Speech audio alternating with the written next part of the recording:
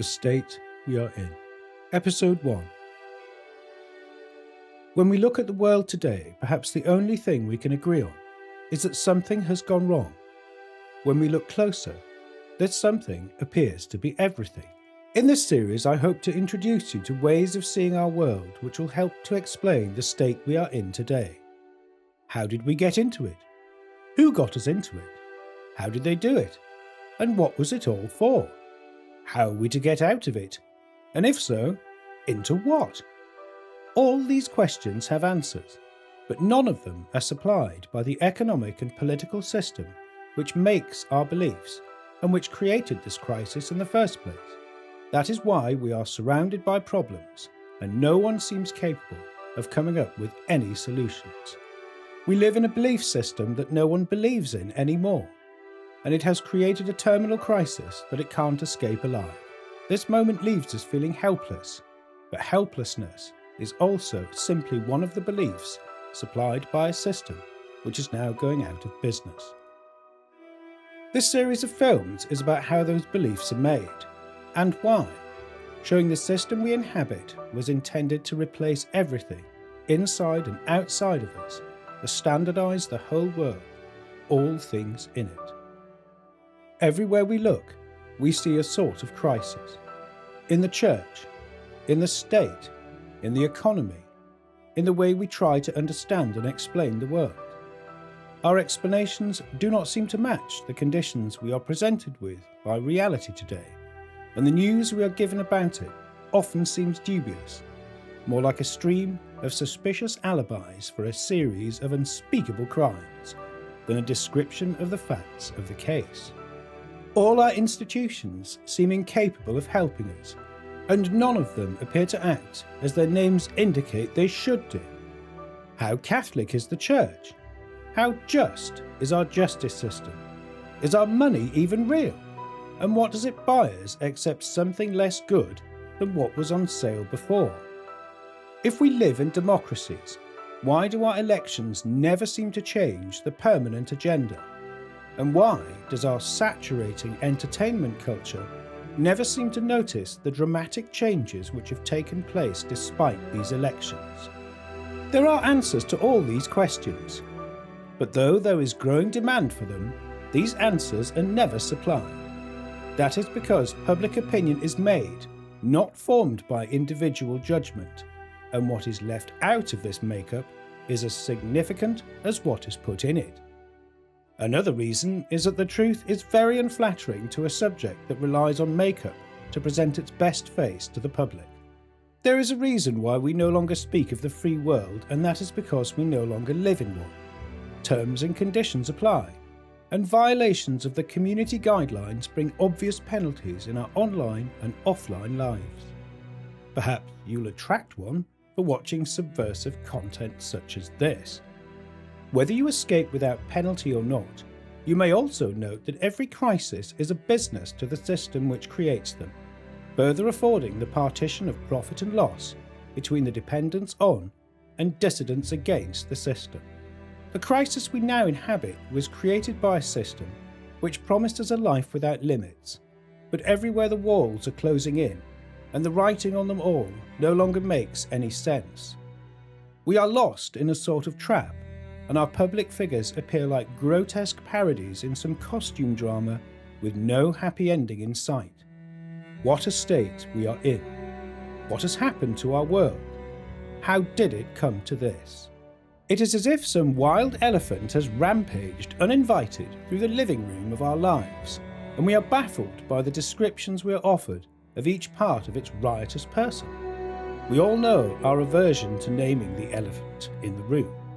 But apart from this disgust we have for the unflattering truth, there is the fact that the elephant is huge, and it's hard to conceive of it all at once, especially when there is so much to say about the terrible mess it has made.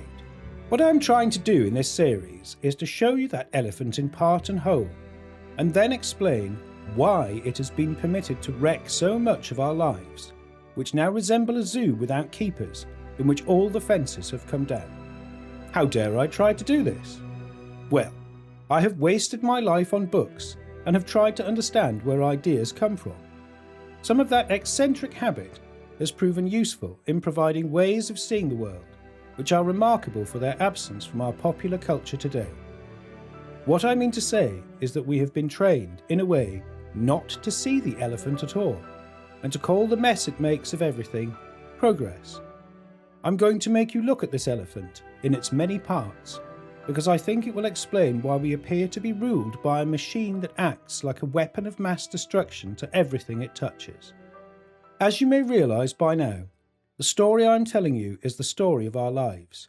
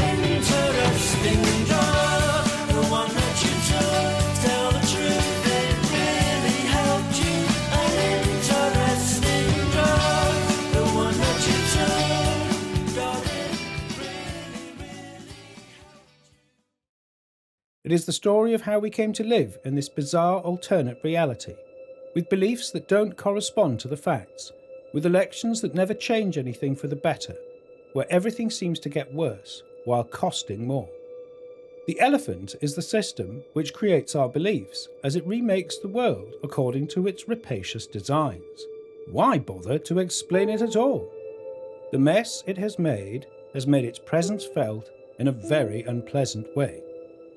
When we understand where this beast came from and what it is really up to, we shall be glad to be rid of it, as this species of creature is soon going to be extinct. In this series, I shall also explain why I believe the system we inhabit is ending, and to do that, I shall go back to its beginning, to show how and why it was put together in the first place. I will argue that we have been the subjects of a sort of experiment, taking place for well over a century, whose aim was to replace everything we believe and desire and see with itself. When this giddying vision comes into sight, we shall realise the elephant in the room which has wrecked everything is in fact a revolution, and like all revolutions, it has promised a paradise on earth, whilst delivering quite the opposite. I am going to talk to you about the origins of the way that we have been ruled, about the 20th century, how its wars and the propaganda which promoted them have become absorbed into the political technique which has shaped everything we think we know about the world.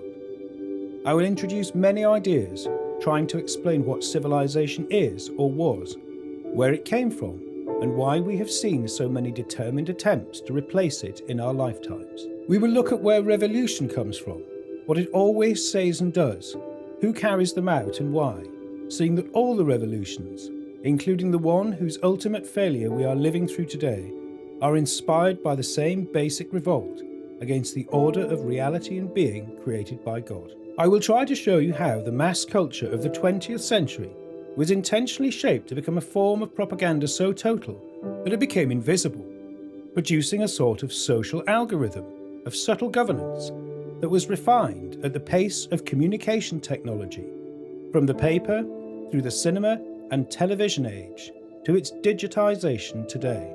I will argue that our civilization was founded by the Catholic Church over 1,000 years ago, and show that its replacement has also taken place at the pace of technological advancement. Alongside this, I will also go on about the idea of technique with a capital T. This is a way of seeing the refinement of the management of human affairs, and its discovery will hopefully permit you to understand what has happened to you and to your world from the point of view of the power that has ruled you. The crisis in the church and state are not unrelated, of course, and nor did they come about without warning. I will show you how everything that is going wrong today was predicted, in detail, by the teachings of the Church before the system which created these crises secured its revolution. We shall see why the Church could do this, because it is only in the teachings of the Church that we find the most complete explanation of the nature of human being and reality ever written down. That this treasure house of wisdom was cast aside for the fancies of modern man is perhaps the foundational moment of the tragic 20th century.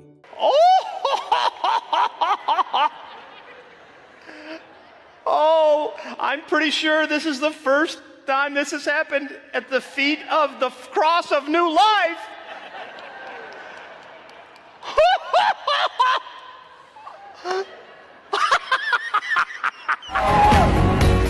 Come on, sing with us. Here we go. Celebrate good times. Come on. That's what I'm talking about. The revolution we have inhabited has taken away so much that it is impossible to describe using only the terms supplied to us by the mass culture produced to replace our civilization. So I will show you ideas which come from outside that frame as well as from within it. And of course, many of those ideas are those of the Church before the century of revolution revised the Church's teachings to suit itself. There will be a revision of how we look back at everything, which should be welcome now, as the meanings supplied by the myths of the 20th century are no longer capable of explaining the world. What is ending now is not the world, but the world as we knew it. How we came to mistake this world for the real one is another subject of this series.